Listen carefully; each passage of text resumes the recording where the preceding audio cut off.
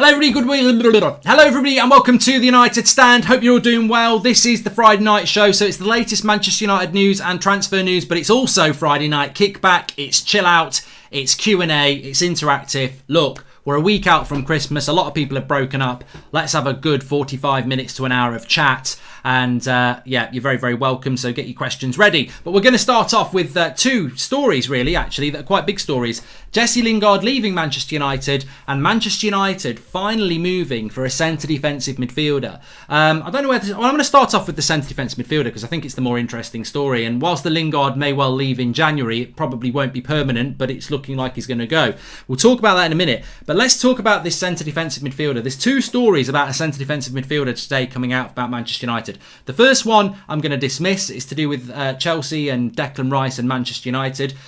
Declan Rice is going to go to Chelsea. His family are Chelsea fans. I think his dad's his agent, and he's a Chelsea season ticket holder. Declan Rice is a Chelsea fan. His best mate's Mason Mount. He lives in London. He's going to get Chelsea are better than us at transfers. We ain't getting Declan Rice. As much as I'd love us to, we're not going to get him. Welcome to the Members Club, Rod Mace. Thanks for joining, by the way. The player we're talking about here is Moises Caicedo, who is a 19-year-old Ecuadorian player. He's currently playing in Ecuador, and this is coming from Duncan Castles in the Daily Record. Now, he plays for Independiente del Valle in Ecuador. Now, this signing in itself would probably be not one that you all go, oh my God, but it's very much, if it happens, it's very much along the lines of Palestri and Diallo. And on Diallo, Atalanta winger, we've got the passport now. Romano has confirmed that all the paperwork's been done, so he will be coming to Manchester United next month, Diallo. I want to talk about him a little bit more in the right wing in a minute, because I've got a theory on that.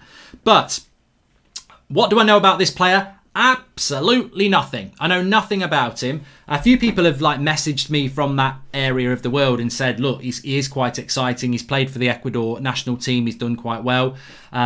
He can play box to box. He can play CDM. He's 19. He could become, quotes from himself. He idolises people like Kante and Pogba.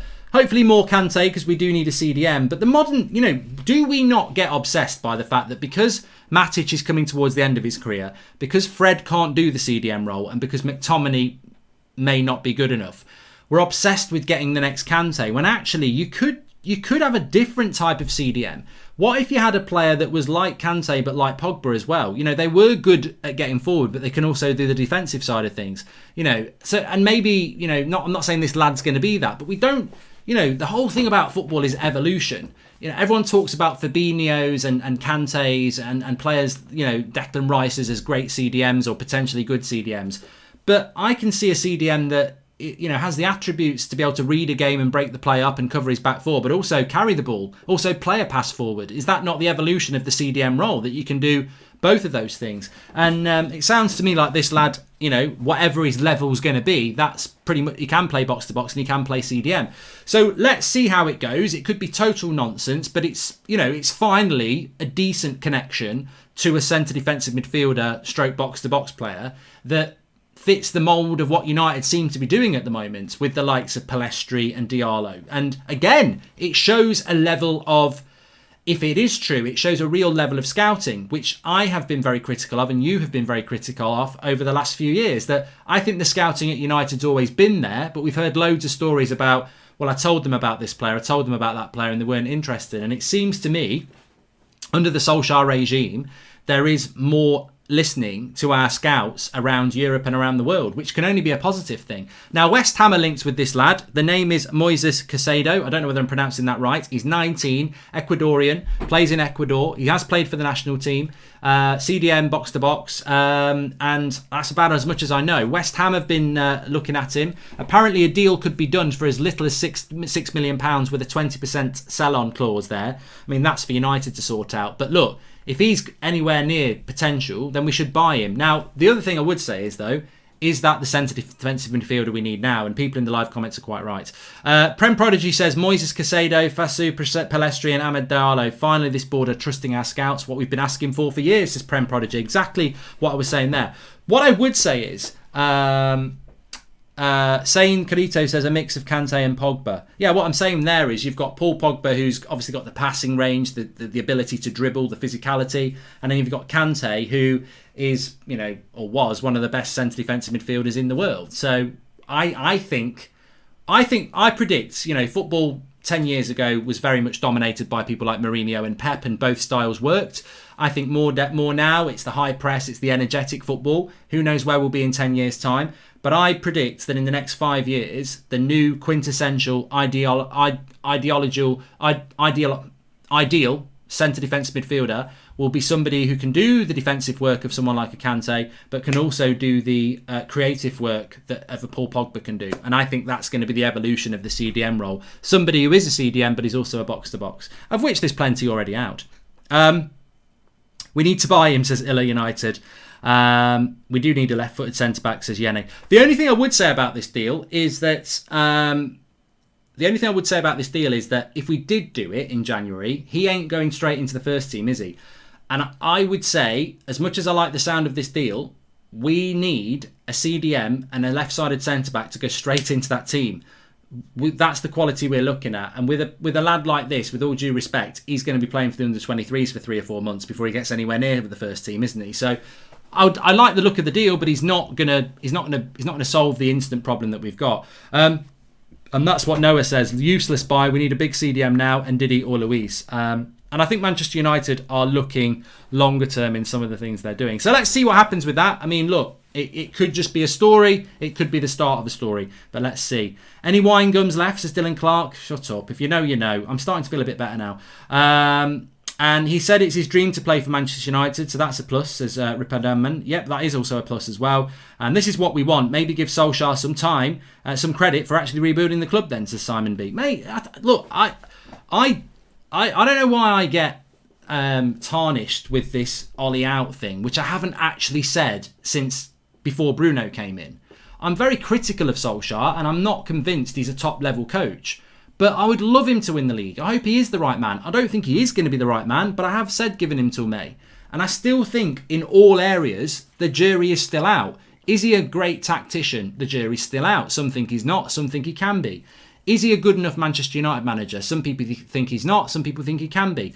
Is his transfer record that good? Some people think it is. Some people think it's really bad. The jury's out on Ole Gunnar Solskjaer, and I'm not going to jump one way or the other. And that's not sitting on the fence. For now, I say stick with this manager. Stick with this manager till May. I said it when we got knocked out by Leipzig. So it's not that because we're near the top of the league, I'm saying that now. I'm saying stick with this manager till May unless it goes really wrong. But if he doesn't get the reinforcements and he keeps obsessing with certain players, then he's not showing the progression he needs to. And look, the football's still not that great, is it? There is an element of individualism. And on Sunday, when we play Leeds, if he plays McTominay and Fred and doesn't play Pogba there, then the question marks are there about the coach again. So the jury's out on Solskjaer. I don't think you need to go all in, and I don't think you need to go all out. I think you just need to give him the time that he's going to get and see where we end up in May. Let's face it, we ain't signing anybody unless we go on a bad run, says Ben, like we did last year during the Christmas period, which culminated in the signing of Bruno and close to deadline day 2. There you go, interesting there. Statistically speaking, only thing Solskjaer had to do to still be in the Champions League and be on top of the league is not starting Scotty, proven by last season's finishing. Surprisingly, he's not starting, says Seguda. Welcome to the Members Club, Chris Walker. And thoughts on Basuma, says Alex Shaw. Well, look, if you're asking me, do I want Basuma from Brighton or I want Caicedo from Ecuador? I want Basuma from Brighton because he's playing first-team football. And that's a very good question, and that's exactly what I want. I want Basuma over this youngster. Ideally, I want both. Maybe you get the youngster for the future and you get Basuma in now, who's not going to cost you a lot of money from Brighton. Not great, but still, we've played the best we've played since Sir Alex Ferguson, says Akabraba. Yeah, I'd agree with that. But what other people would come back to you is say, well, great football, where's the trophies, where's the consistency? But I do agree, some of our best football since Sir Alex Ferguson has come from Ollie. We just haven't had the consistency as well. Anyway, let's move on. We've spoken about the CDM there. Next topic I want to talk about is Jesse Lingard. Lots of stories about Jesse Lingard. The latest one is that Sheffield United would like to take him in January. Now, I think that this could be a loan deal. I've got to be honest with Lingard. I'm a little bit surprised what's happening. He wasn't on the bench last night. I was very surprised by that. He's been fit for a while. He had his birthday, didn't he, in the week? And he said that my best present would be to play some football. Not on the bench again last night. Not involved. Dan James on the bench. Juan Mata on the bench. No Jesse Lingard. He is a bit like Donny van der Beek. I think there's 3 players at United that I really am surprised by Solskjaer. I think he's doing a lot of good things, but this surprises me. Donny van der Beek now is 6th choice midfielder. I'm not going to go on about that, but it is. Twan Sebi not been given any opportunities really after a great performance against Mbappe and Neymar. And Jesse Lingard, who he was giving game time to at the end of the season, not giving him any opportunities now. So looking at where we're at the moment, maybe Lingard will get some game time against Everton, but yesterday I thought he'd be on the bench and he went with Dan James. And Dan James has had chances. Whatever you think about Dan James, he's had chances this season and he's not taken them. Jesse's not been given any opportunities this year. So it feels to me that the writing is where we are now is on the wall for Jesse Lingard, and he's out of favour at Manchester United. And I don't know what's gone on. Has there been a fallout between him and Solskjaer? I don't know. But he doesn't seem to be a favoured player for United. And I think we saw that again last night with the absence from him on the substitutes bench. So Jesse Lingard's 27, 28 now, isn't he? He needs to play football. I think he's 28 now, actually. It was his birthday last week, as I said. So he's 28. He needs to play football. I don't know whether he'd fancy Sheffield United. It'd be a good move for him, but I don't know whether he'd fancy a relegation battle. But yeah, I mean, look, Jesse Lingard looks to be surplus to requirements. I don't know whether that's a good or a bad thing, because I still think I rate Jesse Lingard more than I rate Dan James. If I want to bring a player on, I'd rather bring Jesse Lingard on, but I might be in the minority there. Welcome to the Members Club, Chris Walker. Thank you for joining. And we've done that from Alex Shaw as well. Lingard is crap, says Isaiah. And hi Mark, I'm an up-and-coming music artist straight out of Manchester. Watched United stand for years, so please give us a shout out. P.S. We need to keep Pogba, says Alex Christian. Who am I giving a shout out? I can shout out you, Alex Christian, but have you got a band? Let us... Oh, Straight Outta Manchester might be the name of the band. If it is, shout out to Straight Outta Manchester. I'm not that surprised Lingard ain't in our squad. He's championship level. There's levels to this. We need to stop feeling sorry for players not good enough, says Sean Negative Turner. Mate, I don't want Jesse Lingard to start for Manchester United, but there is such thing as a bench option. I think Scott McTominay's a bench option. I think he's a good bench option. I would rather have Jesse Lingard on the bench than Dan James, is what I'm saying. I'm surprised he's not been given a bit of a chance when people like Mata and Dan James have been given a chance. I'd rather give Lingard a chance over those two. But look, not everyone's going to believe with me. I think Lingard has his chance to leave. Clearly surplus to requirements. There was something sinister with Mino Raiola move as well, says Lee Galdart. I wouldn't be surprised if there's something going on behind the scenes. It feels like it is. But yeah, I wouldn't be surprised if he went in January. There will be transfer activity in January. I think we're going to try and move Rojo on. I think Romero will go. And I wouldn't be surprised if Jesse Lingard went. Because if Jesse Lingard doesn't go on loan or move in January, then he's going to waste another season of his career and not playing, isn't he? Thomas Mendenhall says, on Ollie in out, I'm with you. Jury's still out. I think Van der Beek is the Pog replacement. Coach's staff think he's too lightweight and needs to bulk up for the Premier League, says Thomas. And... Hi Mark, just wanted to touch on the Leeds game. I think they're being built up way too much as something special. Yes, they can play, but they're still newly promoted. Rival or not, we shouldn't fear them. Nick, I expect us to win. I expect us to beat Leeds. I've done the preview this afternoon. The reason I'm excited about the Leeds game is it's nice to have the rivalry back into the into the league. And also, I think that... the way they play football means it's going to be a good... I'm excited to play Leeds because I think we'll get chances and we'll score goals. And then if we score goals, I think we'll win the game. Hi, Mark. What are your opinions on Vestergaard? Would you have him at United? Says Water. No, I wouldn't. No, he's not the right sort of centre-back we need, is he? He's the big one at Southampton, isn't he? We don't need anyone like that. Just on Pogba, actually, I saw some quotes from Ole Gunnar Solskjaer. I don't know whether it was a little bit more out of his press conference or whether it was an article in the news. He basically was very complimentary about Paul Pogba, which, what's he going to say? I don't know whether it was unprompted or not, but he spoke glowingly about Paul Pogba.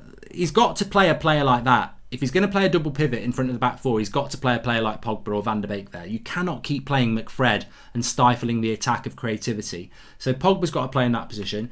But, you know, whatever he said about Pogba, he's probably just trying to calm things down. He's probably trying to get the best out of Paul Pogba because, all right, it might be a 6-month loan effectively if he's going to leave in the summer. But if you've got a player like Paul Pogba and you get him playing well, the chances of you winning games is enhanced. So Solskjaer's probably been quite selfish. He's like, you know what?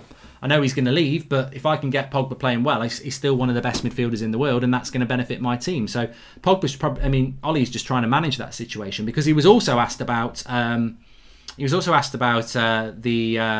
the Maguire and Lindelof partnership, and he said, I'm really happy with them. They've been really consistent this season. They're probably going to need a rest soon, but I've been really happy with them. I mean, what's he going to say? You know what? They've been absolute shit. If I could get a centre-back, I would drop the pair of them. If I had two, I would play them. I cannot stand them. They're shit. They're costing me so many points. They're making my hair go grey because we're always having to come from behind. Doggy style United, FC. And yeah, you know, he's not going to say that, is he? He's not going to say that. So I think that he's got to back his centre-backs. And I don't know. I don't know whether Ole Gunnar Solskjaer genuinely thinks they've been playing well. They haven't. We all know that. And it's not just us. You know, if you don't value fan opinion, listen to people like Rio Ferdinand. He said they terrify him as a centre-back pairing. It's well known that Lindelof and Maguire have caused massive problems to this team this season. Lingard is 5 years older than James. James can become better while Lingard isn't. Better to sell him and get something off him now than to let him rot, says Man United boy 13. Well, I'll tell you this, Man U boy. They are trying to sell... we're trying to sell... Dan James as well. Mark, I'm calling it now. Our future front three will be Diallo, Greenwood and Plestri. Diallo is left-footed. I'd love to see it in a Carabao match, says Benji.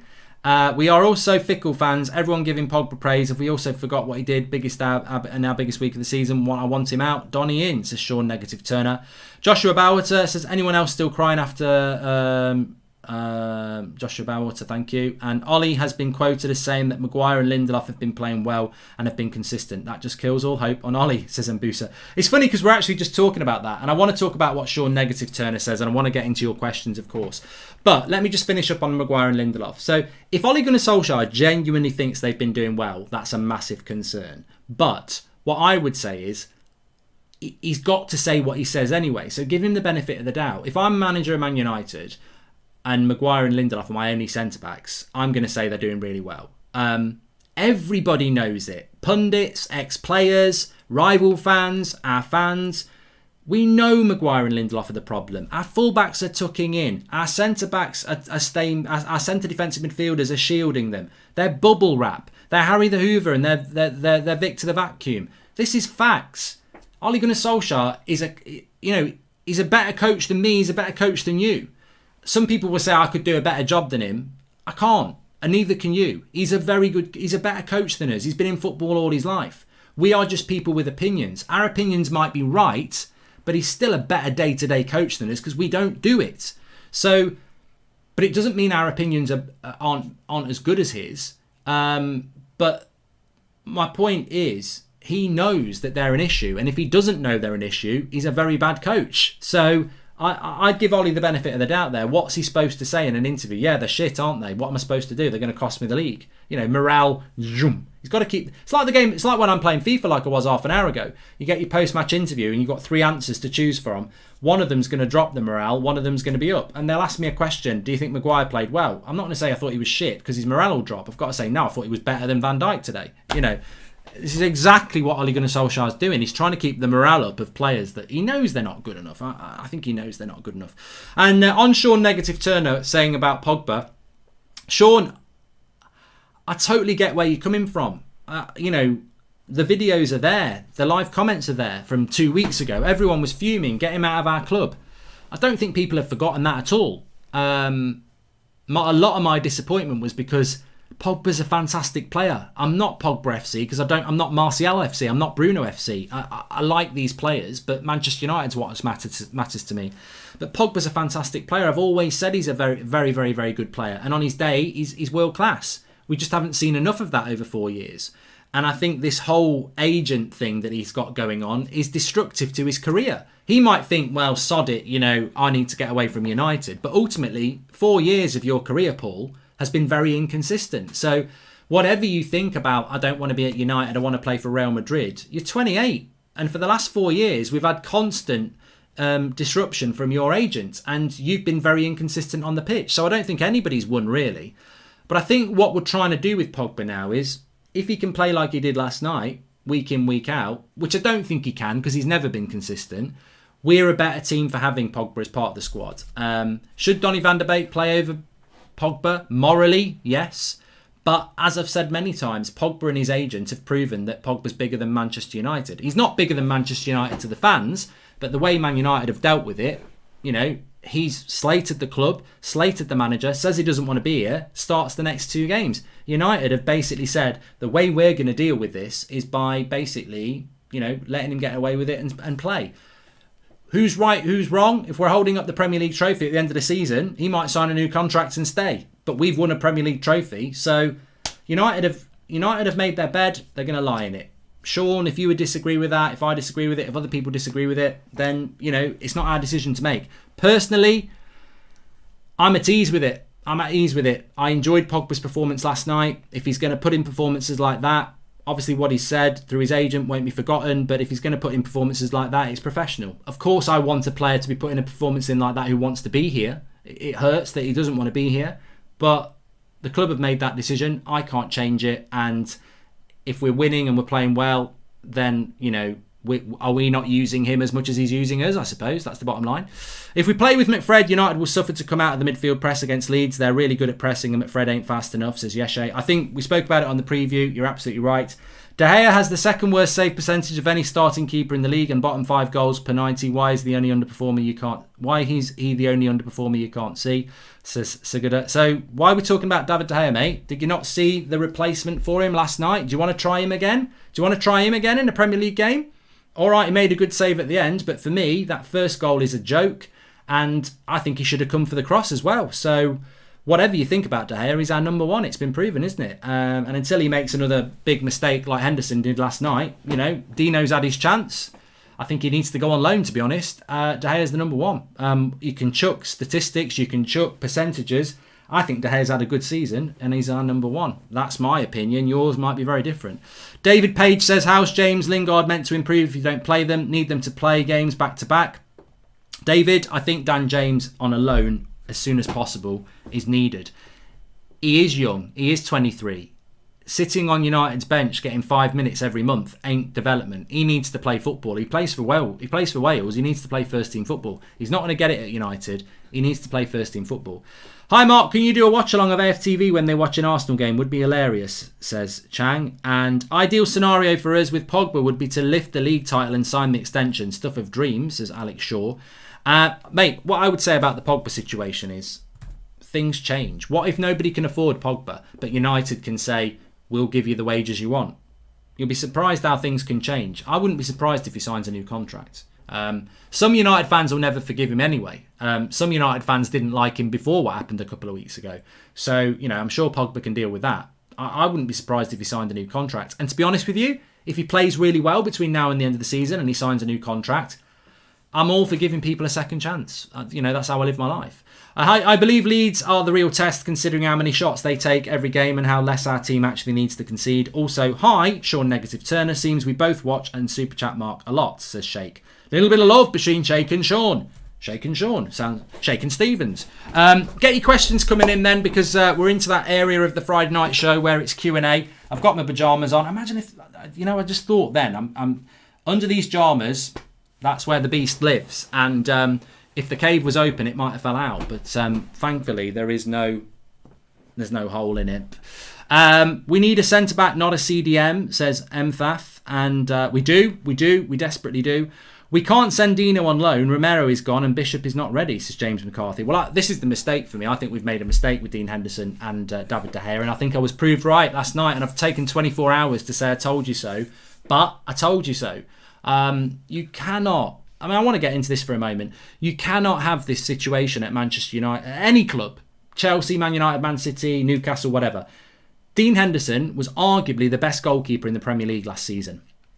David De Gea is one of the best goalkeepers in the world over the last 7 years. Maybe not at the moment, but he has been. He's also on £350,000 a week. He's our best paid player. So what do United do? You've got the best goalkeeper in the league, arguably last season. You give him a new contract on 140k a week, and then you've got David De Gea on 350k a week, a very good goalkeeper. David De Gea starts off in goal, has a very good season. You try and pencil Dean in for different games that are, basically meaningless games. Apart from last night where you pencil him in, he nearly cost you the result. Henderson's head is not in the right place, clearly, because he's making mistakes, and De Gea is the number one.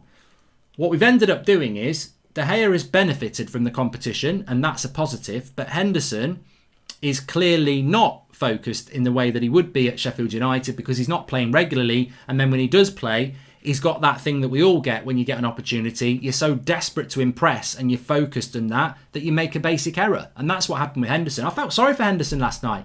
I saw him before the game, very vocal, talking to his back four. You're thinking, oh, this is a bit different. This is a bit different. I prefer De Gea, but it's a bit different. Within 2 minutes, all that shouting means nothing because he's passing it around between Lindelof and Maguire and they've scored.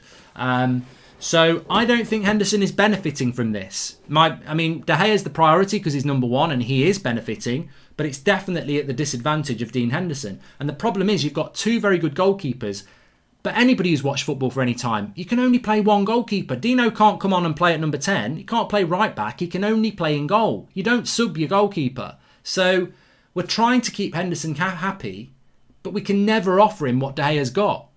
So it's never going to work. Sale Red says, did you enjoy your poo earlier? If you know, you know. Thanks, pal. And Mark, what's your opinion on Shaw Tellez situation? I feel against low blocks, Tellez is better. Shaw is better defensively, says Alex Shaw. Yeah, I think if we're playing a team that we're going to attack, you play Tellez. If you're going to play a team that you're going to defend, you play Shaw. But I thought Tellez played quite well yesterday. Maybe Donny's agent should come out and say he wants to leave. He might get a start. Then, on a lighter note, it's Christmas and we are in a title race, says Sean Negative Turner. Yeah, we are at the moment. We are. We definitely are. How many second chances for Pogba? Also, Duncan Castle spoke about Director of Football today. Do you have any info about that, Mark? When are you cooking next? Says Irfan. Lots of questions there. Did you have any childhood pets? Says Mr. Colt. Yes, I did. My first dog was talking of Christmas, my first dog was a little terrier called Holly. Rest in peace. She's been dead for 30 years. Yeah, I've had loads. I grew up with dogs. And I'm talking about real dogs. If Solskjaer was sacked tomorrow, who would you want? Says David Page. It's not going to happen. I'm not in that mindset. I'm sure people in the live comments would say that, but I'm not in that mindset. So just going back there, I'm doing a bit of cooking. 2 Christmas cooking with Goldbridges next week. So watch out for them on the Mark Goldbridge channel or Going for Goldbridge channel, whatever you call it. How many second chances for Pogba? Look, ultimately, we don't give the second chances to Pogba. As fans, you make your mind up. Look, I can go through the United team for you. De Gea, very happy with him. Wan-Bissaka, I'm becoming less and less happy with him. A lot of it's tactical, but I'm starting to doubt Wan-Bissaka, whereas I've always really rated him. There's something not right with Wan-Bissaka, and I don't know what it is. Lindelof, to be honest, not good enough, but better than Maguire, who has been very disappointing. Luke Shaw and Tellez, very happy with them. Fred, very happy with him. Matic, I want him to get back to what he was like at the start of the year. He doesn't look quite right at the moment. McTominay, I think he's a bench player, not a starter. Pogba, if he plays like he did yesterday, very, very good. Van der Beek, I want to see more of him. I really like him. Bruno, excellent. Greenwood, not really been at the races this season, but he will get back at some point. Martial, again, and I think he's on his way back. Rashford, bit hot and cold this season, but when he's hot, he's sizzling. Cavani looks like a good addition if we can keep him fit. And that's pretty much it, isn't it? So we've all got different opinions on players. That's where we're at. Emojam app. Welcome to the United Stand Members Club. Watch out for that. Watch out for the Emojams. These are audio gifts that we are giving out to our members. They're exclusive United Stand ones. If you become a member of United Stand, you get your badges on your live chat. You get access to our little pictures on there, community tab.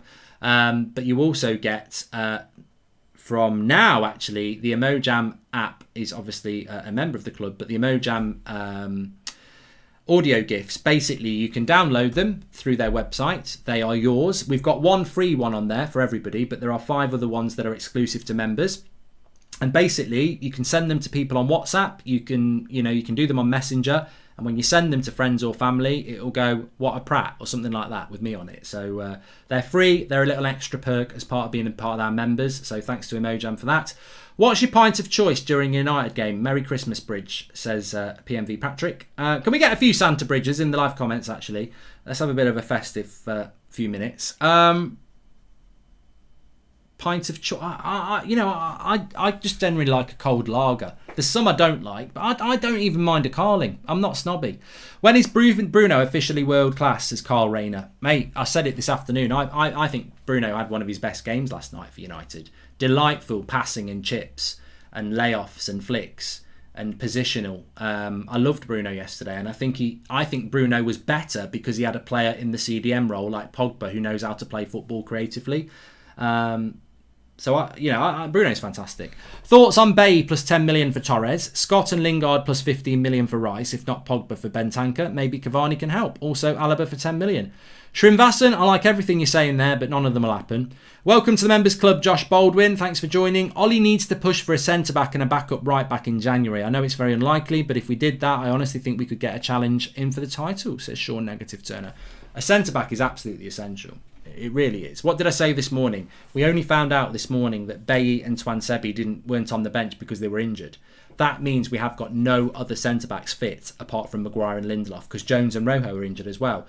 So whether the club want to wait till the summer to get a centre-back or not, we need another centre-back because we haven't got any depth there anyway. But we need a centre-back because the current ones aren't good enough.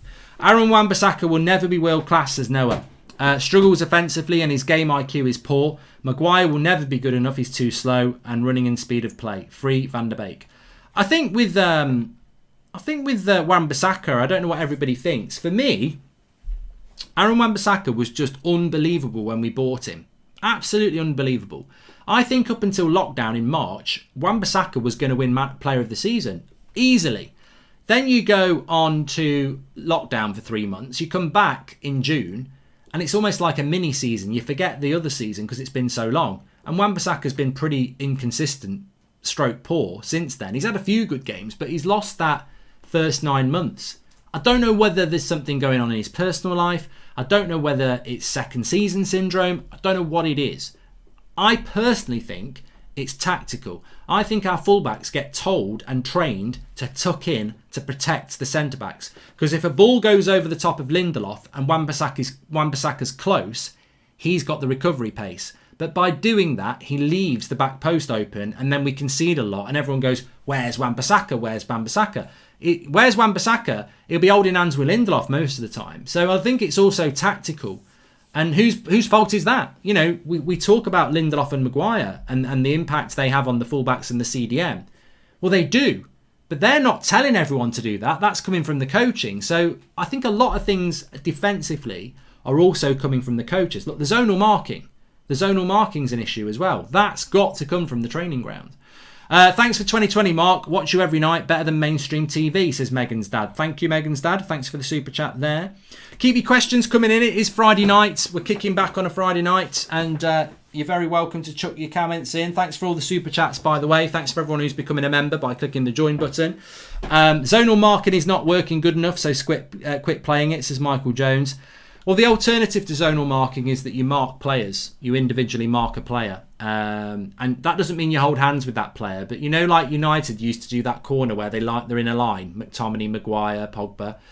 When they run from that line, there'll be a player from the opposition team who go with them. United don't really do that. They're marking space. And we're very, very bad at it. And I don't care whether you've got all the coaching stars in the world. I will sit down and sit you down about United zonal marking. And that's not arrogance, because I know loads of people agree with me on this. We are not good at defending corners, and a lot of that is to do with zonal marking. And we do a watch-along for every game. We've been talking about this since January, maybe even longer.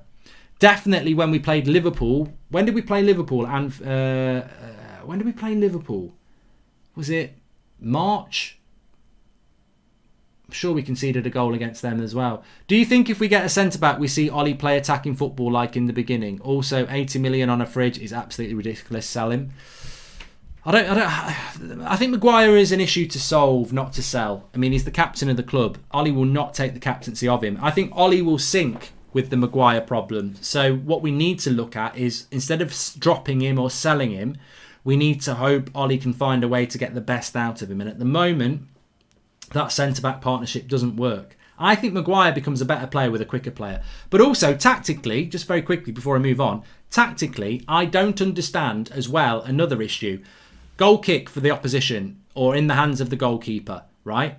Everybody's set waiting for the ball. It's not the same when a centre-back's got it because the game's active, but a goal kick or a kick out of a keeper's hand, everyone's waiting for it. It's a long ball over the halfway line.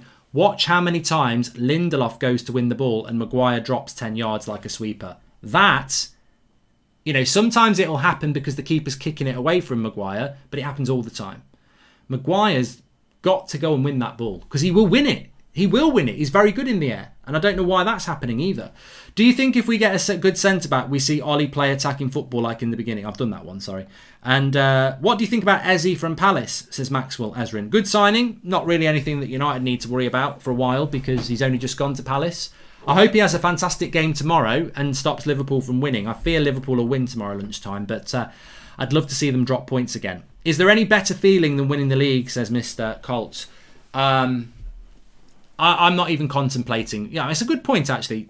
Let me ask you lot. How do you genuinely think we can win the league? I'll let it settle. Do you genuinely think we can win the league?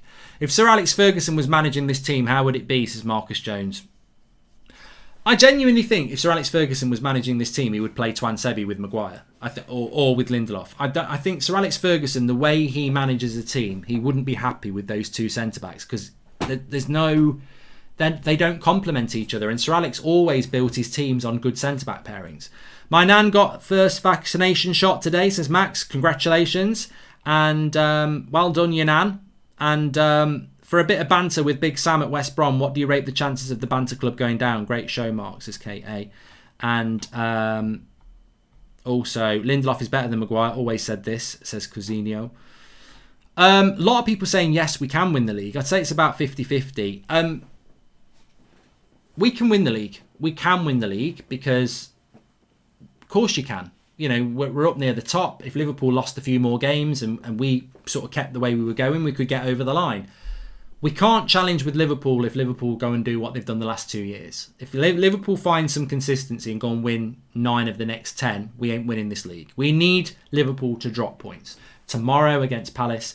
For United to stay in a title race, we are not good enough to go and win 18 out of 20 games. We can't do that. We're not. I know we've won our last however many, but we can't do that. We're not good enough. Not with that defence. So to win the league, we need Liverpool to be inconsistent. And the only reason Liverpool are being inconsistent is because of injury. So what we must always do is be wary of that, because we're only in this race because everyone else is really inconsistent.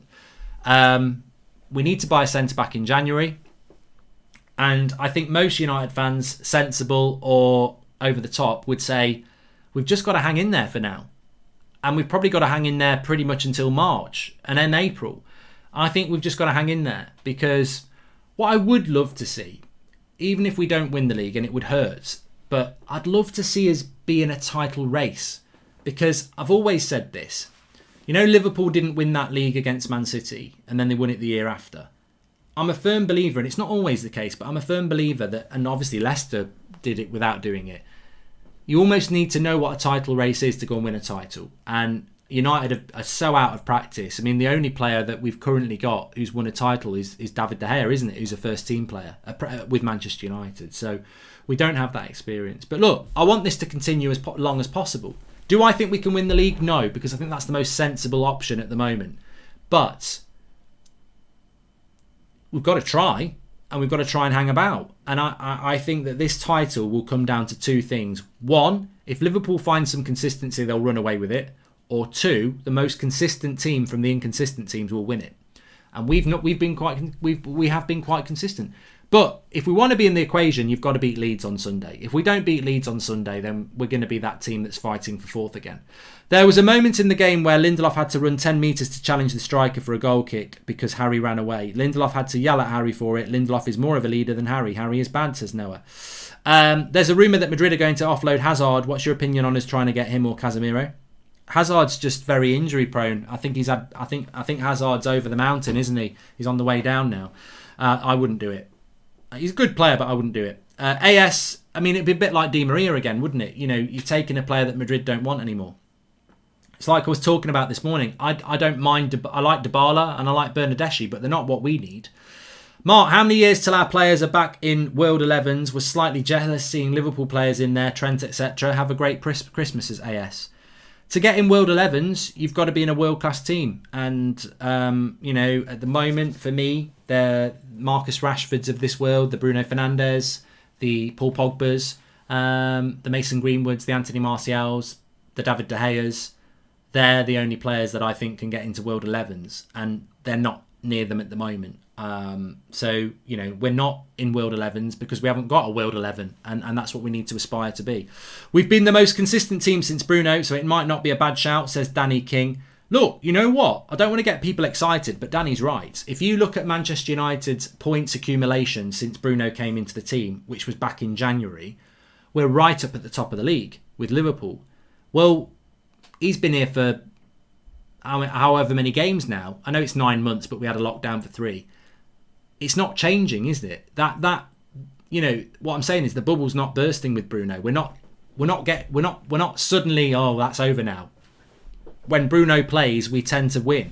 So if we can replicate the first 9 months of Bruno for the next 6 months, I'm excited. You know, either that bubble's got to burst, or we're going to keep doing it. And if we keep doing it, then we are going to be in a title race. Because factually, statistically, the points accumulation since Bruno came at the end of January to now is unbelievable.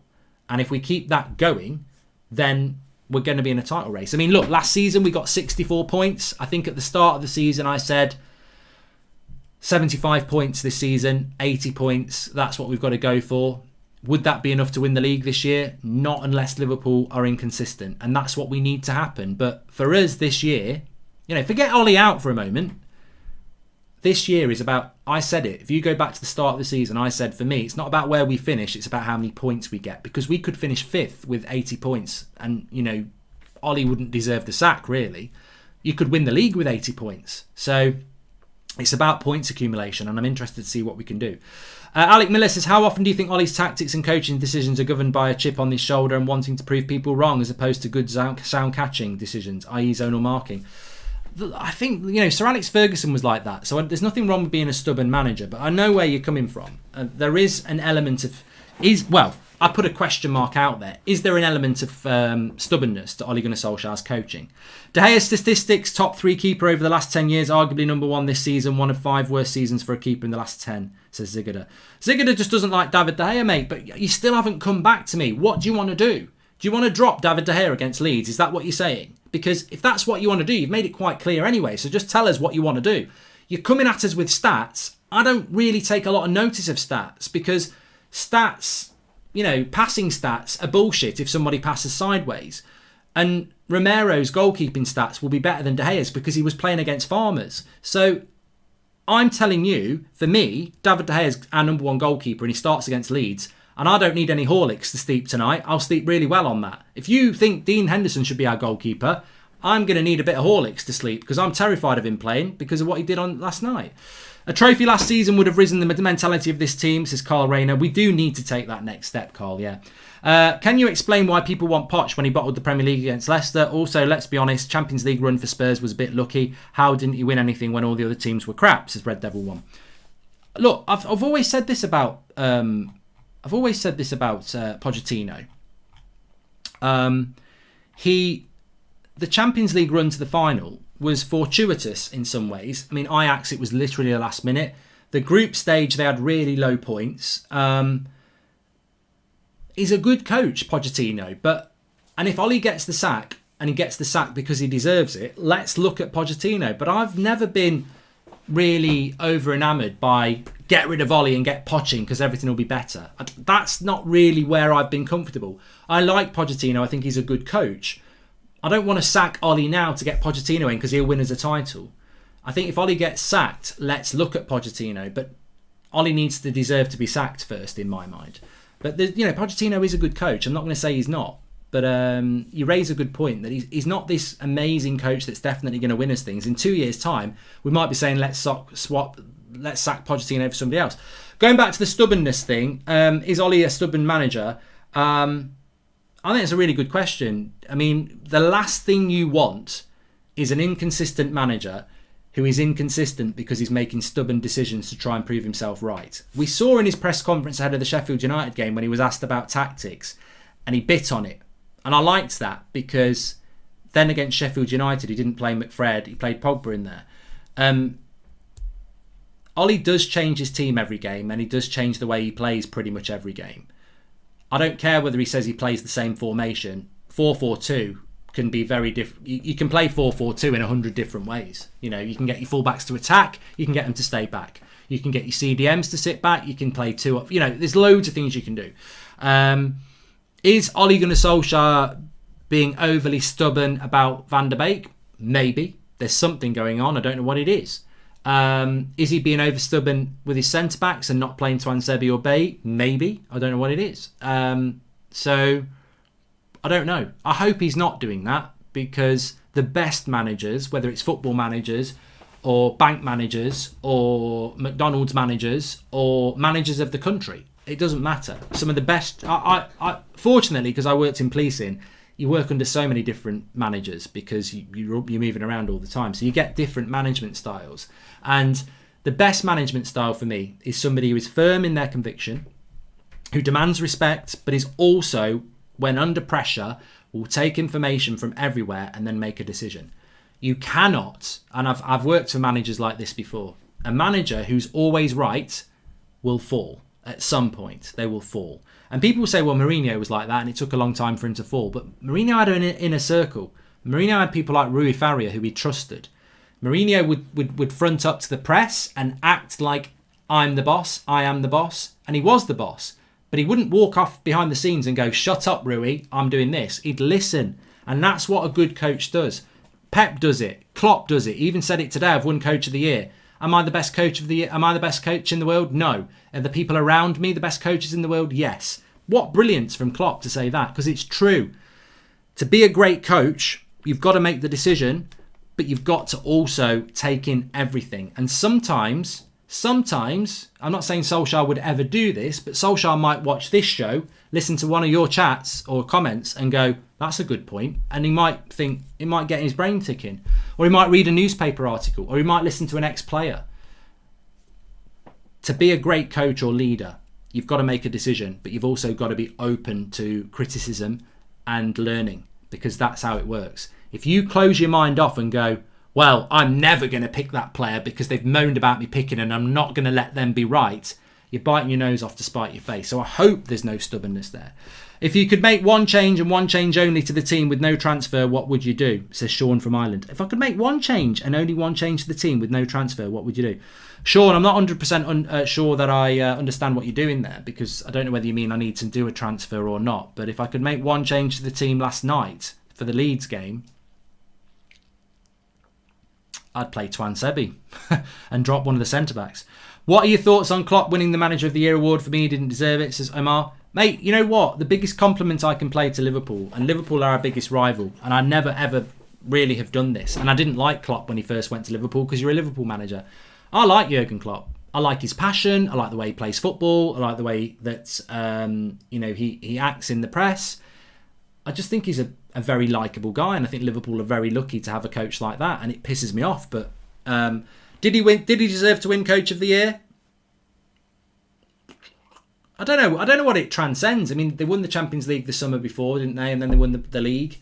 I don't know. I love De Gea. I want him back at his world best level. So Sigurd, I feel the risk to motivate him with Hendo isn't that big. Fact, De Gea is letting in more goals. Okay, Sigurd. Okay, thank you very much for that. Mark, why not buy De Jong and reverting him back into a centre-back? He played there for Ajax, says Ryan. Could we actually get hold of De Jong? I don't know. Mark, I love you. I'm a single man looking for love. Give me your number, says Jay Perriman. I'm a married man not looking for love, Jay, but all the best with that pursuit. And Flick won the treble, says George Kyle, so he should win it. I think a lot of people felt that Flick was robbed, to be fair. I think George is not the only person who's saying that in the live comments.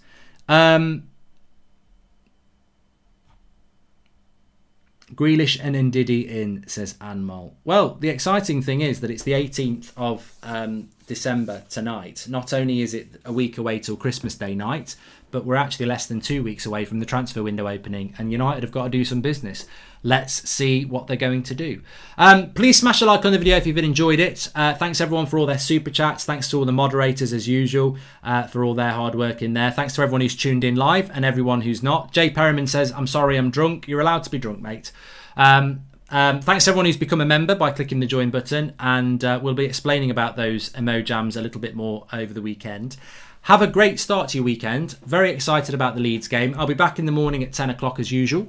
Have a great evening and go and do whatever you're doing. Enjoy it. Christmas films, whatever you're doing, wrapping presents, enjoy it. And I'll speak to you in a bit. Stay safe, take care, and remember, especially around the world, infection rates are rising. Don't do anything stupid. Really don't. It's a nice time of the year. We're not getting the Christmas we want, but don't go and get yourself ill by going out where all these prats are, touching everything in the shops. Stay safe and keep yourself well for Christmas. Thanks everyone for watching. Take care. I'll speak to you soon.